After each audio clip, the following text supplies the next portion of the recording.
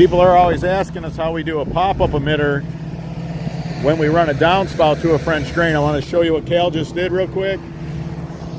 We have 2 downspouts. You guys did a great job. You can't even tell. They went ahead and raked all the mulch back. They put a downspout line here, another downspout line here. They're wide together. We got 1 catch basin. We ran them down to the French drain.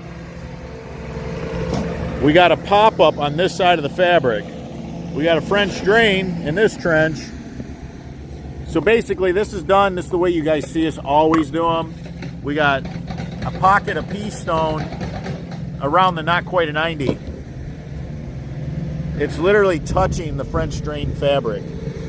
This is a perfect example on how you want to run your downspouts to your French drain. You don't have to cut the fabric and go inside. There's no need. We got 2 perforated pipes in there. We're gonna run a solid one on top of those perforated ones for a yard drain. The guys did a beautiful job. This is the perfect example. So they're gonna fill this in with stone. They'll put some more stone in here. This is fine. The water will come out of the pop-up, run in the French drain.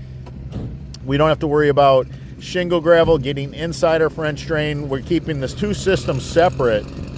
This is beautiful. But the water is so close to the French drain, it can't help but to find its way into the French drain.